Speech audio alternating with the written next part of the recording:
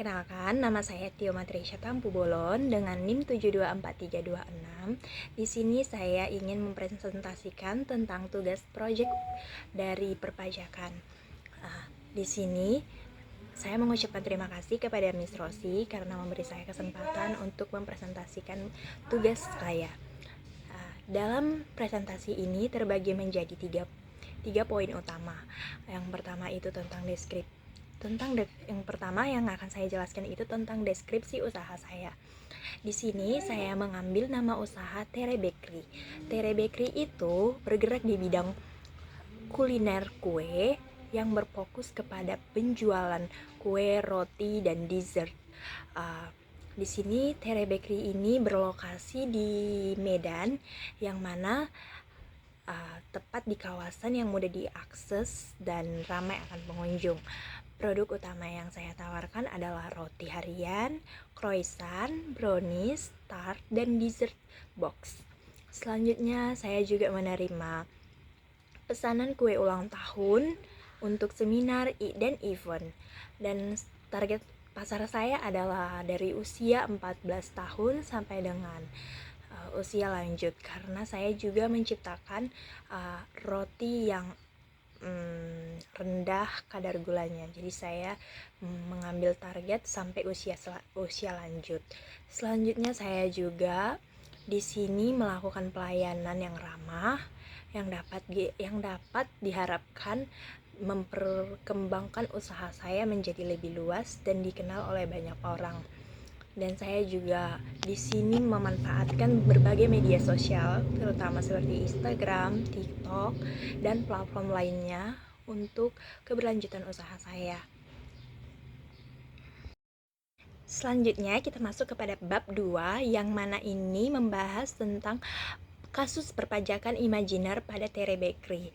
Yang pertama itu adalah pada pasal PPh 21, yang mana Tere Bakery sendiri mempekerjakan 7 karyawan tetap yang termasuk kepada kasir, baker, dan staf produksi. Karyawan ini menerima gaji bulanan dan juga THR. Maka terdapat kewajiban memotong pajak pada pasal PPh 21 atas penghasilan mereka sendiri. Selanjutnya masuk pada pasal kedua, yaitu PPh pasal 22. Tere Bakery melakukan pembelian impor dari luar negeri seperti almond dan juga coklat premium dari atas transaksi produksi impor ini dikenakan bea cukai yang terdapat pada pasal PPh 22.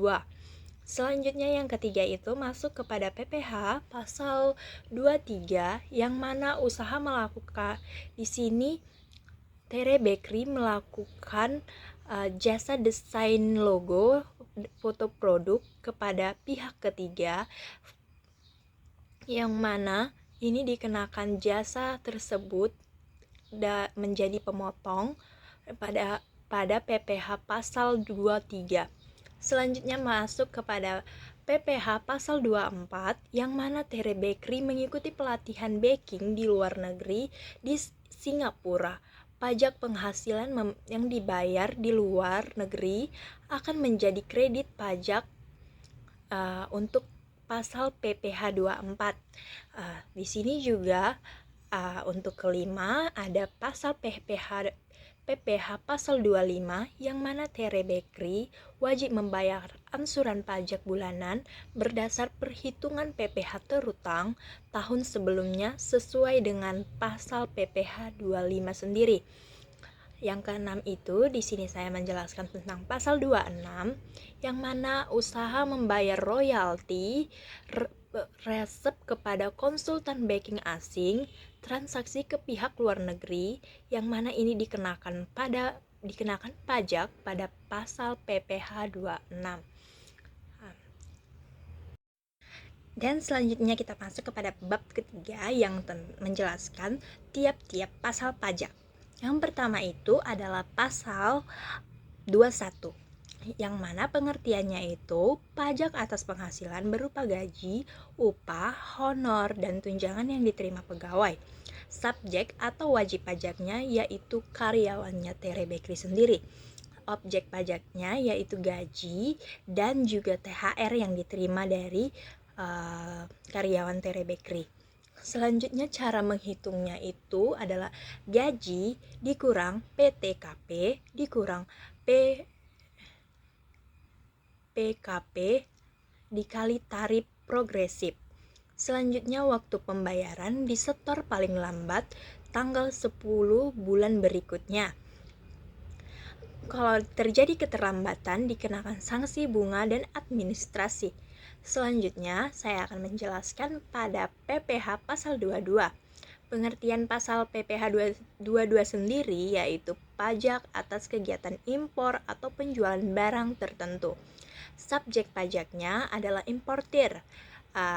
Dan di sini objeknya itu sendiri pembelian bahan baku yang import. Terus cara menghitungnya itu adalah presentasi dari nilai import atau CIF ditambah bea masuk. Waktu pembayaran yang dapat dilakukan adalah saat import barang terjadi. Jika ada terjadi keterlambatan, maka dapat dikeluarkan dari bea cukai. Maksudnya tidak dapat dikeluarkan dari bea cukai. Produk yang kita pesan dari luar negeri itu tidak dikeluarkan dari bea cukai. Selanjutnya, yang ketiga itu saya menjelaskan pasal 23.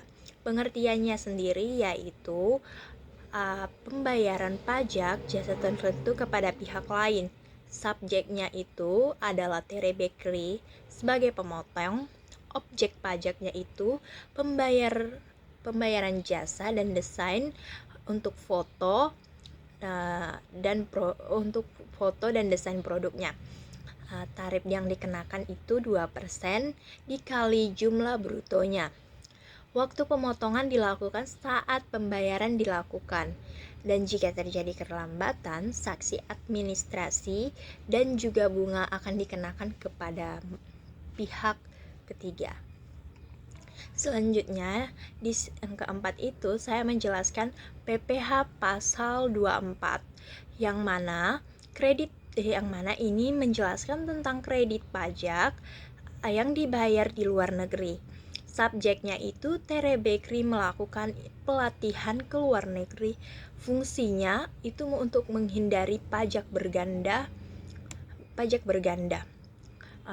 Terus cara menghitungnya sendiri itu pajak luar negeri dikredit maksimal sebesar PPh terutang di Indonesia. Waktunya itu pada saat SP tahunan. Jika terjadi keterlambatan sendiri tidak dapat dikreditkan jika batas waktunya sudah lewat. Selanjutnya yang kelima, saya akan menjelaskan PPh pasal 25 tentang ansuran pajak bulanan. Subjeknya itu adalah tentu Tere Bakery sendiri. Dasarnya itu PPh terutang tahunan sebelumnya dan cara menghitungnya itu PPh terutang per 12 bulan. Waktu membayarnya itu maksimal tanggal 15 setiap bulan. Jadi ini dilakukan pembayarannya setiap bulan. Jika terjadi keterlambatan maka dikenakan sanksi bunga 2% per bulannya. Jadi jika kita contohnya kita hitunglah 250 untuk pajak kita dan dikali 2% jika terjadi keterlambatan dan jika terjadi lagi keterlambatan maka itu akan bertambah terus. Di sini juga saya akan menjelaskan tentang pajak PPh pasal 26 yang mana ini pajak atas penghasilan di luar negeri. Subjeknya itu Tere Bakery jika membayar pihak asing. Objeknya royalti konsultan asing.